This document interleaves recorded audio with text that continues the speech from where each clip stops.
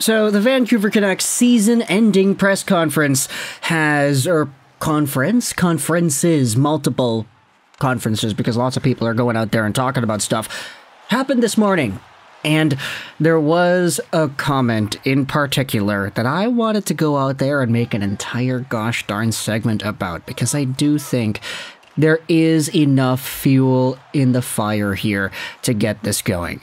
Elias Pettersson, everybody, has actually revealed what's been going on and how everything has felt. I made a video just a few days ago talking about the Elias Pettersson conversation and how this is a guy whom I believe in. I think he's going to be fine and worth the $11.6 million contract extension, which starts out next season for the rest of the contract. Like, I don't think that this is going to be a disappointing player over the next 8 years. But, with that being said, we can still be very disappointed, and we can still be concerned about what he did this season, and how, after January, after the All-Star break, his splits looked terrible. We discussed this and more in the other video, but we have Elias Pettersson himself going out there and finally revealing why everything went the way it went. Take a look at this quote from Thomas Drance. Elias Pettersson says that he's been playing with a bad knee since January. The longer it went, the more pain I felt, Pettersson said. It doesn't require any procedure this offseason, just time to rest. And, okay, so that's what happened, eh? Bad knee since January. Bad knee for 4 months worth of play. Ay, really? What in the world? Why did the Vancouver Canucks decide that it was okay to play Pettersson with a bad knee for 4 months straight? Petey himself even admitted that things did not look really good. Pettersson says it'll be nice to get away and refocus over the summer because it's been a noisy season in terms of the contract and how crap, and he did not say crap, I've been playing the last few months. And you know what? Before we dive back into the conversation about his knee, just wanted to say I appreciate it. I appreciate that Elias Pettersson keeps it real. We've always said that this is a guy that doesn't really give the cookie-cutter answers to the media. He'll have his death stare moments, he'll have his peculiar comments once in a while. He's not cut from the same cloth as a Bo Horvat or a Henrik Sedin. So sometimes he's a little bit more blunt, upfront, and honest about things. Now, coming out at the end of the season and saying he's been playing with a bad knee since January, it all makes sense.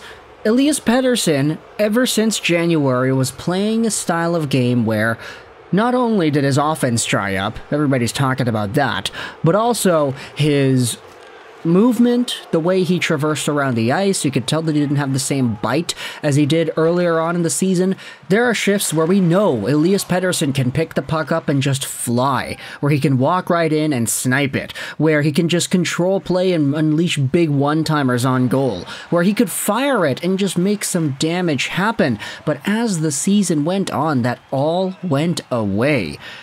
And I guess you could say, okay, why does a bad knee take away from his ability to shoot? Like, there are moments in the end of the season, in the Nashville series especially, where Pettersson would have all the time and space in the world with a shooting lane, and he just would not take the shot. He'd just hold on to it, make a lame pass or whatever, and, like, that is when he would really showcase some of the warts there. Okay, does a bad knee take away your ability to take a shot? I don't know. Look, I'm not making 8 figures a year to play hockey, so if Elias Pettersson says that he's got a bad knee and that's exactly what's been taking his game away from him, then okay, I'll buy it.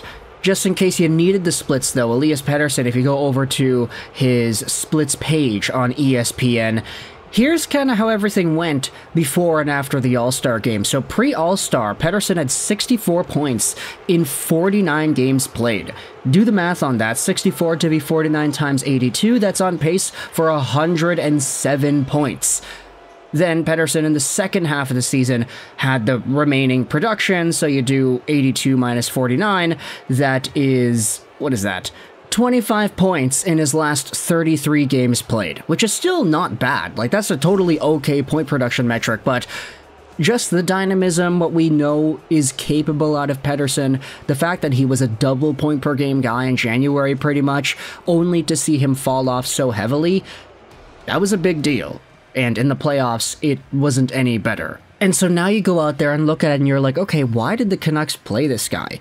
If he was banged up the entire time, if it got worse the entire time as the team made the playoffs, won the first round, and got to Game 7 of the second round, if that was the case, then why, at some point throughout the season, did the Canucks not decide to sit him?